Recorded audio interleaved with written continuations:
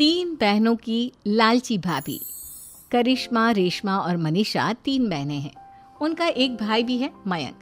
मयंक अपनी बहनों को बहुत प्यार करता है, लेकिन मयंक की पत्नी सविता इस मामले में मयंक से बिल्कुल ही अलग है। वो अपनी ननदों का जितना बुरा कर सकती है उतना बुरा करती ही रहती है और अपनी ननदों पर हुक्म भी चलाती है। करिश्मा, करिश्मा, तुमने अभी तक नाश्ता नहीं बनाया? तुम्हारे भैया को ऑफिस जाने में देर हो रही है। हाँ भाभी, बस अभी बनाती हूँ। करिश्मा, तुम ये ढीलापन छोड़ दो। कल को पराए घर जाना है। वहाँ अगर तुम इस तरह से काम करोगी तो लोग क्या कहेंगे कि माँ ने और भाभी ने कुछ सिखाया नहीं। और तुम्हारी दोनों बहनें कहाँ हैं? अब रेशमा मार्केट गई है और मनीषा सो रही है। क्या? सुबह के 8 बज रहे हैं और ये महारानी अभी भी सो रही है? ये कहते हुए सविता अपनी सास दुर्गा देवी के पास जाती है। माँ जी, देख रही हो अपनी बेटियों के तौर तरीके? क्या हुआ बहू, सुबह सुबह क्या कर दिया मेरी बेटियों ने? अरे एक तो अभी अभी उठकर किचन में गई है, दूसरी सुबह सुबह बाहर चली गई और तीसरी अभी तक सो रही है। क्या करूं मैं इन तीनों का, मैं तो परेशान हो गई हूँ। जा जाकर उठा उसे और रेशमा से मैं बात करती हूँ। सविता सीधा मनीषा के कमरे में जाती है और उससे कहती है, महारानी जल्दी उठो, सूरज सर पर आ गया है। भाभी थोड़ी देर और सोने दो ना, मैं रात को लेट सोई थी। वो क्या ना, यूनिट टेस्ट चल रहे हैं। शराफत से उठती है या नहीं, या फिर पानी की भरी बाल्टी डालूं तेरे ऊपर? नहीं नहीं भाभी, मुझे बिस्तर में नहीं नहाना, उठती हूँ मैं। मनीषा जल्दी से उठकर बाथरूम में चली जाती है। सभी आराम से बैठकर नाश्ता कर रहे होते कि तभी रेशमा बाजार से हाथ में सामान लिए आ जाती है। रेशमा को देखते ही सविता उस पर बरस पड़ती है। लो, आ गई महारानी। ऐसा भी क्या सामान लाना था जो सुबह आंख मलते ही बाजार की तरफ रवाना हो गई? भाभी, कल आप ही तो चीख रही थी कि घर का सारा सामान मुझे ही लाना पड़ता है, घर में किसी को भी किसी काम से कोई लेना देना नहीं है। अब मैं बाजार जाकर सामान ले आई तो आपको इस बात से भी तकलीफ हो रही है? देख रही हो माँ जी, अपनी बेटी की जुबान कैंची से भी तेज चलती है। और मयंक, आप तो कुछ कहेंगे नहीं अपनी लाडली बहन को। रेशमा, अपनी भाभी से ऐसे बात नहीं करते। चलो माफी मांगो। भैया, मैं क्यों माफी मांगू? आप भाभी से बोलिए ना कि हम पर कम हुक्म चलाया करे। हम इस घर की बेटियां हैं और आपकी पत्नी की ननद है, नौकरानी नहीं। लो कर लो बात। इनकी भलाई के लिए कुछ भी बोलो तो इन्हें बुरा लग जाता है। इस घर में यही इज्जत है मेरी। देख लो माँ जी, आपकी बेटी किस लहजे में मुझसे बात कर रही है। सविता वहां से चली जाती है। मयंक को बहुत गुस्सा आता है, वो भी वहां से चला जाता है। फिर करिश्मा रेशमा को समझाती है। रेशमा, तुम्हें भाभी से माफी मांग लेनी चाहिए थी ना। लेकिन दीदी, मैंने कुछ किया ही नहीं तो मैं माफी क्यों मांगू? हाँ करिश्मा दीदी, रेशमा दीदी जैसे ही घर में आई भाभी ही उन पर चिल्ला रही थी।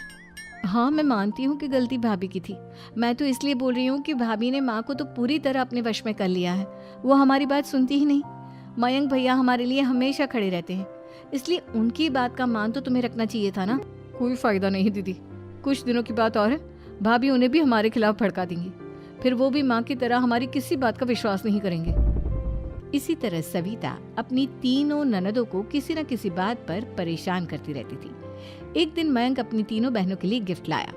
क्या रेशमा, ये तुम्हारे लिए हार का सेट। रेशमा, तुम्हारे लिए सुंदर सी ड्रेस। और मनीषा, तुम्हें किताबें पसंद है ना, तुम्हारे लिए किताबें लाया हूँ। थैंक यू भैया। थैंक यू भैया। थैंक यू भैया। करिश्मा, तुम्हारा नेकलेस कितना सुंदर है। ये भैया कहाँ से ले आए होंगे? मैंने भैया को 3 दिन पहले फोन पर ये डिजाइन दिखाया था और आज भैया ये ले आए। सविता तो अपनी ननदों के गिफ्ट्स देखकर जल गई और करिश्मा का नेकलेस तो उसे भी बहुत पसंद आया था। अपनी बहनों के लिए कितना अच्छा नेकलेस लेकर आए हैं, मुझे कभी कोई गिफ्ट नहीं दिया।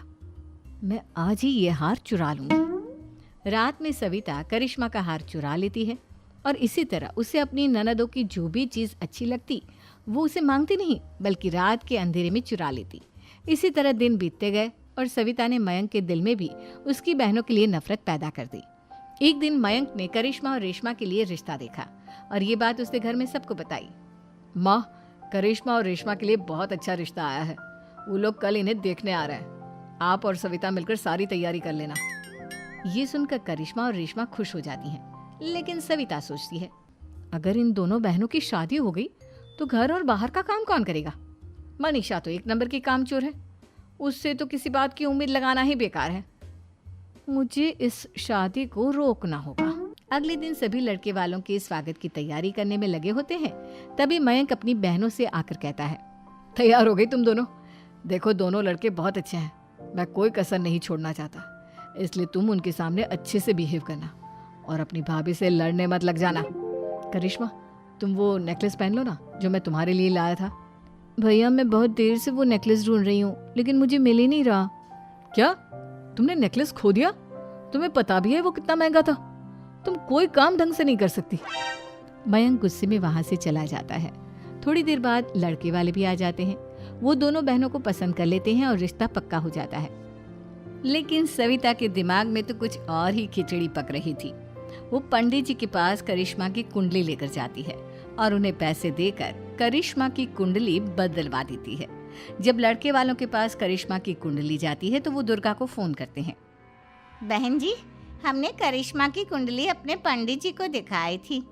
आपकी बेटी की कुंडली नहीं बल्कि दोषों का पिटारा है।